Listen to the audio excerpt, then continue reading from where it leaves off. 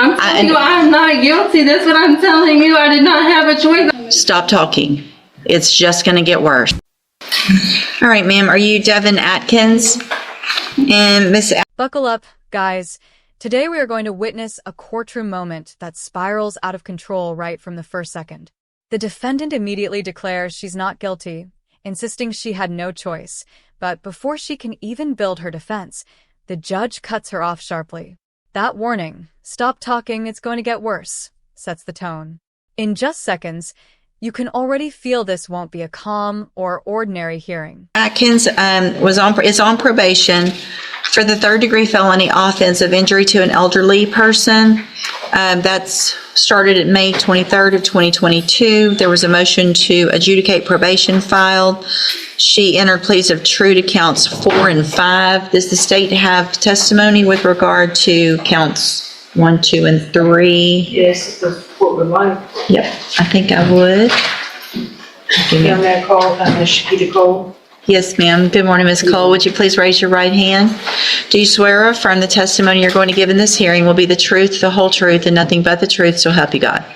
Thank you. Ms. Cole, would you please state your full name for the record? Shakita Cole. How are you employed? I'm employed at Jackson County Adult Probation. And as an adult probation officer, is it your responsibility to supervise an individual on this court's probation by the name of Devin Atkins? Yes. Do you see Ms. Atkins in the courtroom here today? Yes. Can you point to her identifier? Right here in the blue jumpsuit. Your amended record reflect Ms. Cole has identified the probationer Devin Atkins. Record will so reflect. And Ms. Cole, as with every probationer, when they are placed on the court's probation, are they given the rules and restrictions placed upon them and what they are supposed to do to follow the court orders? Yes. And each one of those in detail is gone over with them so that they understand everything that they're required to do. Yes. Was Ms. Atkins so advised? Yes. At her intake? She was advised at her intake and at a TTM at the Melton Center in person. Okay, and describe for the court what a TTM is. A treatment team. Okay, so in your opinion, Ms. Cole, as her probation officer, was Ms. Atkins fully apprised and aware of what she was required to do on probation? Yes. And were in fact a majority of those things intended to help her? Yes. Was she advised that she was to report to the Community Supervision Department when directed by yourself in the court? Yes. And did Ms. Atkins, based on your review of the file, fail to do that on multiple dates, including but most likely not limited to November 4th of 2024, November 19th of 24, and, and was that in violation of her probation order? Yes. Did you address that with her and inform her it is a... All right, guys. Now the courtroom begins laying out the foundation of the case, and this is where things start stacking against her. The judge confirms her identity and walks through the original charge and probation terms. Then, one by one, the violations come in: missed reports, failure to communicate, and clear disregard for instructions. It's not dramatic yet, but it's dangerous.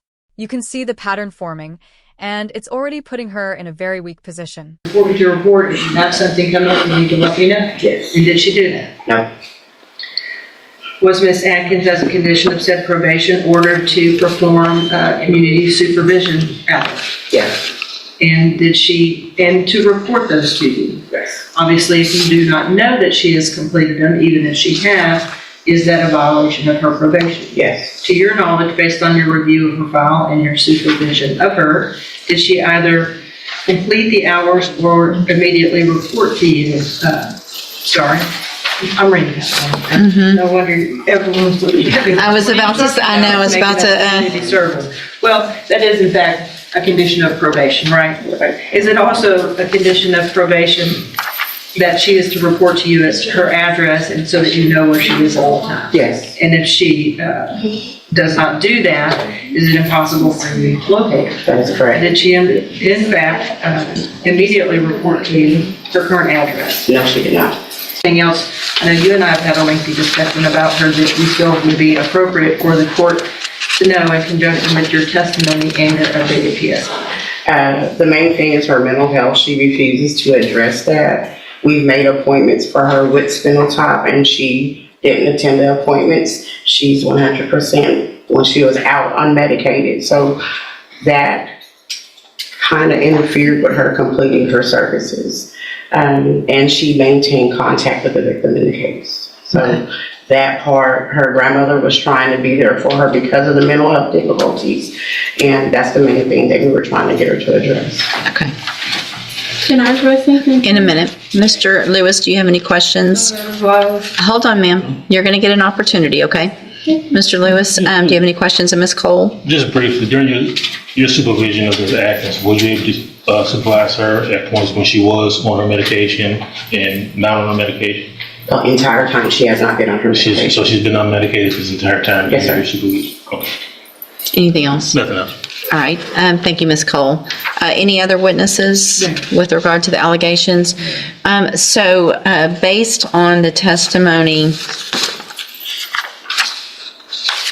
Unless I may ask, Ms. Cole, Judge, Yeah. and you stated that earlier, Now this part shifts from simple violations to something much deeper and more concerning. The probation officer details how she failed to complete community service, didn't report her address, and most importantly, ignored mental health treatment completely. Even after appointments were arranged for her, she didn't show up. On top of that, she maintained contact with the victim. At this point, it's no longer about small mistakes. It's about repeated decisions that are making her situation worse. Miss Evelyn Thibodeau, I believe that is her grandmother, correct? Yes, back on. hold on, ma'am. At some point in time in November of 2024, was Miss Atkins violating the condition the court had imposed that she not to have contact with Miss Thibodeau for Miss Thibodeau's safety? Yes. Thank you, Judge. Any questions about that? About the count, that's count 8 with the Right. contact? Okay. Then, at this time, based on the testimony, I am going to find count 1, 2, 3, 6, 7, and 8 true. Again, there were pleas of true to counts 4 and 5 previously. I've received an updated pre-sentence report. Has everyone had an opportunity to review that report? Yes, ma'am, Judge. Any additions or corrections to that report? No, from the bench, Judge. Nothing from the state, Your Honor, unless Ms. Cole has something to add. Do you have anything to add that's not already in your report? No.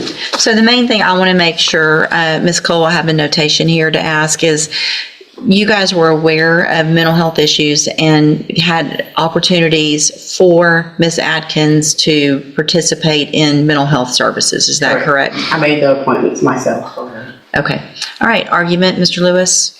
Well, Judge, I think definitely from the updated PSI we have, as well as I think there was some issues from the jail. If you look at those issues and activity, I think that goes directly to her mental health state.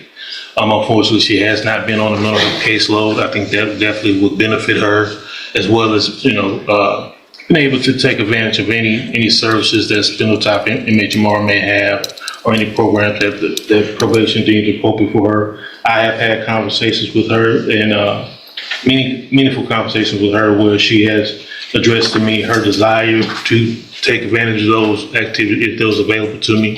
She did understand that she had the safety opportunity.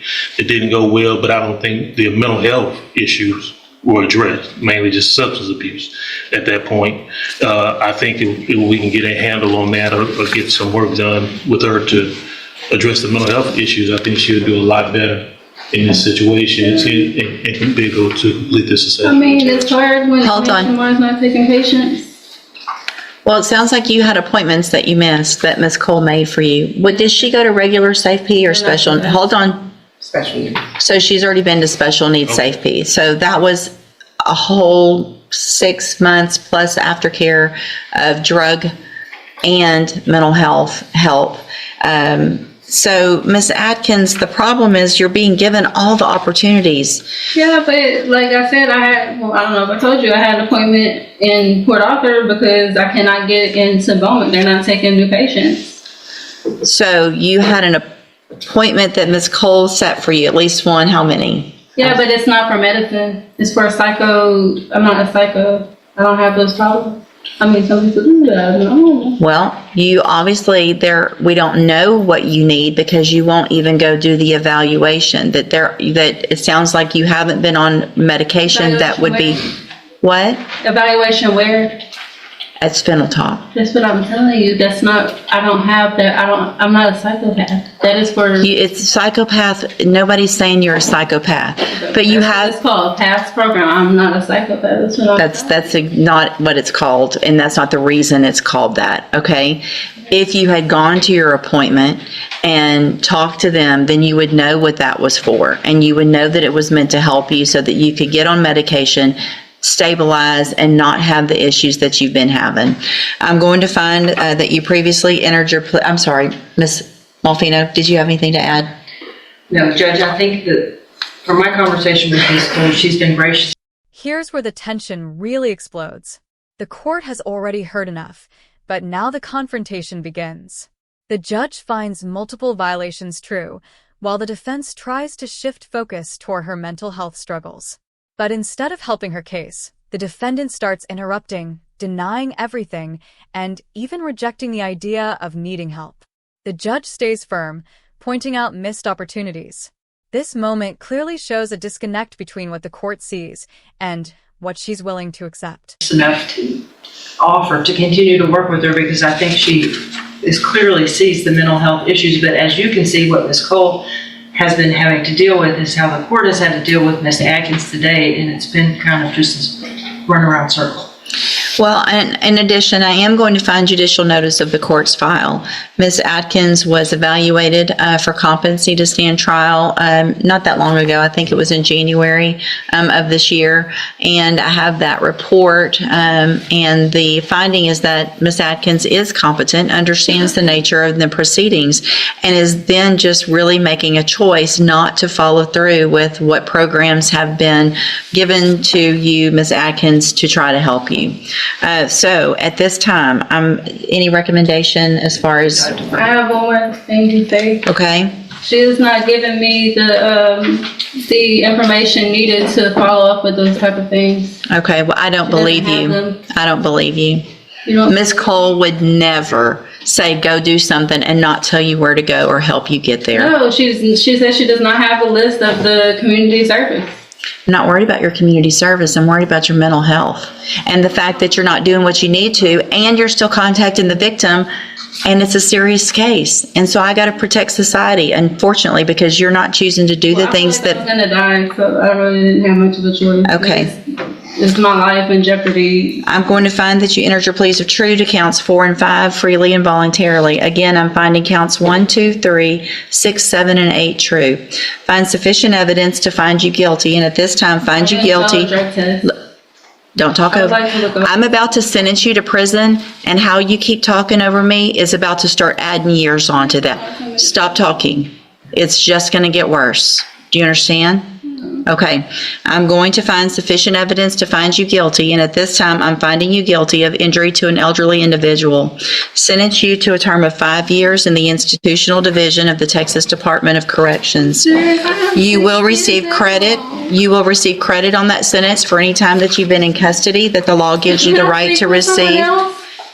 No. I'm telling you, like, she thought, like, I could not get up there. I'm going to hand you the trial court certification that shows this I would was, like to speak to a detective. this was not an agreement, and so you waived your right to appeal. I need you to sign that with I gave you her. hospital papers. I gave her everything. I'm also I had handed a you, doctor's appointment and everything. That's what I'm I've got telling 5 you. more years that I could add on to that. Oh, man. I can give you up to 10. Adam, You need to stop talking so I can finish what I need to do, okay? I'm telling you, I'm not guilty. That's what I'm telling you. I did not have a choice. I went to the hospital and everything. I'm handing you a 3 written times. admonishment regarding your ineligibility to possess a firearm or ammunition. Because of the judgment entered I against. don't have a gun. I'm not, just listen to what I'm saying. If you'll listen for a minute, you'll understand. Because of the judgment entered against you, you're ineligible under Texas law to possess a firearm or ammunition. I don't have a gun, man. Good, then you I'm don't. the wrong person. I'm Devin Atkins. I don't have a gun. I'm required to read that to I everyone. don't know what you're talking about. I don't have a gun. Good, then you don't have to worry about that. Go back with the bailiff. This is the final and most intense part of the entire hearing. The judge makes it clear that she understands the situation and does not believe the defendant's claims. After confirming competency and reviewing everything, the court moves to sentencing. Even at this critical moment, the defendant keeps interrupting, insisting she's not guilty. The judge warns her that her behavior is making things worse and then delivers the sentence: 5 years in prison. Despite everything, she continues denying responsibility, and that's what makes this ending so powerful.